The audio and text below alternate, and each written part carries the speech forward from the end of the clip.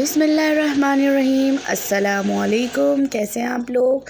तो आज हम बनाने जा रहे हैं दालचा, लौकी का दालचा, जिसके अंदर हमने मसूर की दाल ले ली है 1 पाव के आसपास, और हमने इसको 2 से ढाई घंटे भिगो लिया है। भिगोने के बाद हमने भिगोने से ये होगा कि दाल झटपट गल जाएगी। और यहाँ हमारे पास 1 किलो से ऊपर गोश्त है। तो सबसे पहले हम अपना गोश्त चढ़ा देंगे। हमने यहाँ पर तेल कम लिया है क्योंकि गोश्त थोड़ा सा चिकनाई वाला था। तो हमने आधा कप ऑयल लिया है, उसमें 1 प्याज डाली। प्याज को हमने ज़्यादा लाल नहीं करना। उसमें ही हमने 2 टेबलस्पून अदरक लहसुन का paste, 2 tablespoon green chilli paste और 1.5 टीस्पून हल्दी ऐड कर दिए, और 2 टेबलस्पून हमने इसमें लाल मिर्चें ऐड कर दिए। लाल मिर्चें ऐड करने के बाद थोड़ी सी इसकी भुनाई करेंगे ताकि ये अच्छे से भुन जाए मसाला। फिर इसमें मैं गोश्त को ऐड कर दूँगी। गोश्त हमारा 1-1.5 किलो तक है। तो अच्छे से इसकी भुनाई करके मैं इसमें थोड़ा सा पानी ऐड करूँगी। फिर थोड़ी भुनाई करके फिर मैं इसे गलने के लिए रख दूँगी। और यहाँ मैंने निकाल लिए इमली, टमाटर, और ये बहुत चटपटी और बहुत यमी सी रेसिपी है। इसमें दाल भी ऐड होती है और लौकी भी ऐड होती है। तो ये सब चीज़ों से मिक्स बनके तैयार जायकेदार हो जाती है। इमली भी ऐड होती है। तो इमली मैंने 2 से ढाई टेबलस्पून के करीब इमली मैंने लेके भिगो ली थी। गोश्त में मैंने 1 लीटर के आसपास पानी डालकर उसमें 1 टेबलस्पून नमक ऐड करके गोश्त गलने के लिए रख दिया है। यहाँ मैंने दाल के अंदर 1 टीस्पून भर के हल्दी ऐड करके अब मैं दाल को भी गलने के लिए रख दूँगी। पहले मैं फ्लेम को तेज़ रखूँगी, पहला उबाल आ जाए तो उसके बाद मैं फ्लेम को धीमे कर दूँगी। और फ्लेम को धीमे करने के साथ गोश्त के साथ भी यही है मैं अब फ्लेम को थोड़ा सा कम कर दूँगी ताकि ये अच्छे से गल जाए। तो मैंने देखिए दोनों फ्लेम को कम कर दिया है। मैं आपको लाइट ऑफ करके इसलिए दिखा रही हूँ ताकि आपको अंदाज़ा हो जाए। और बस अब इसे छोड़ देंगे क्योंकि दाल भी गल जाएगी और गोश्त तो गलने में टाइम लेता ही है। अब हम चलते हैं लौकी की तरफ। लौकी को इस तरीके से कट कर लिएगा तो और ज़्यादा कट तो आप कैसे भी कर सकते हैं, वो कोई मसला नहीं है, लेकिन आप इस शेप में कट करेंगे तो ज़्यादा अच्छा रहेगा। हम हैदराबादीज़ में इस तरीके से लौकी को डाला जाता है। और ज़बान देखिए कितनी स्लिप हो रही है, मेरी भी काँपे टांग रही हैं। और दाल यहाँ तैयार जायकेदार हो चुकी है। ये आधा किलो से ऊपर टमाटर हैं, इस तरीके से कट कर लिए। ये हरी मिर्चें, धनिया और कड़ी पत्ता हमने काट के धो के रख दिया है। यहाँ देखिए दाल हो चुकी है, पानी पूरा सुखा लिया है हमने। और गोश्त का भी ये कंडीशन है, पानी है अच्छा खासा। तो बस गोश्त को अभी कुछ उंगलियां नहीं करेंगे।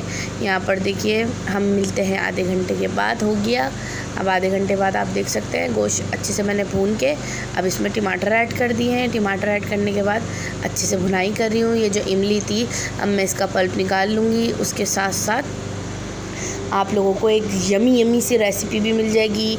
इसमें दाल भी है, गोश्त भी है, सब्ज़ी भी है, सब कुछ है। और फिर वो मज़ेदार ना हो, ऐसा नहीं हो सकता। तो बस इस तरीके से दाल को हम घोट लेंगे। दाल घोटने से ही बेस्ट रहता है घोटना। और हम यहाँ मैं टमाटरों की पिटाई करने का सोच रही हूँ, हल्के से पिटाई भी कर रही हूँ। और ये पूरा इमली का पल्प इसमें ऐड करके इसके अंदर हमने 2 मग्गे पानी और ऐड किया ताकि ये देखिए इस तरीके का हमने शोरबा जैसा कर लिया दाल को। यहाँ मैंने लौकी ऐड कर दी है। लौकी थोड़ी नरम हो जाए इसलिए मैंने ढाँप दिया है। लौकी नरम हो जाएगी तो फिर हम इसके अंदर अपना दाल का मिक्सचर भी ऐड करना है। और बहुत यमी है, एक बार ज़रूर ट्राई कीजिएगा।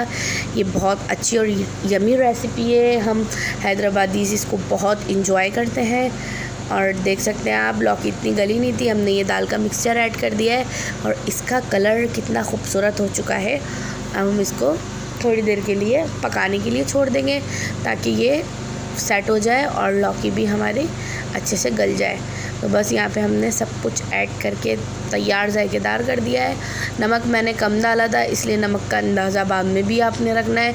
हस्बे ज़रूरत नमक जितना आपके घर में खाया जाता हो उतना नमक ऐड करें।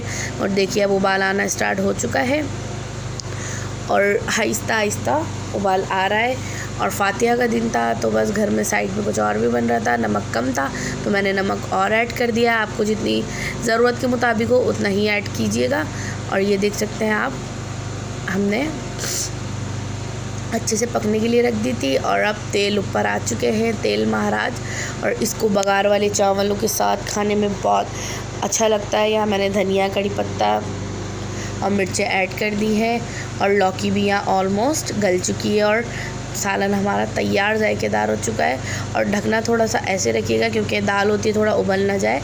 यहाँ मैंने हाफ़ टी स्पून गरम मसाला ऐड कर दिया है, टेस्ट के अकॉर्डिंग, ज़्यादा नहीं ऐड किया, बस थोड़ा सा ऐड किया है। और देखिए इसकी ये शोरबा जैसा हो गया है और इसको इतना ही अच्छा लगता है खाने में और फिर मज़ा भी आता है। और देखिए सालन हमारा तैयार जायकेदार हो चुका है। तो आपको मेरी रेसिपी कैसी लगी ज़रूर बताइएगा और चलती हूँ, मिलते हैं नेक्स्ट वीडियो में। जब तक के लिए अल्लाह हाफ़िज़।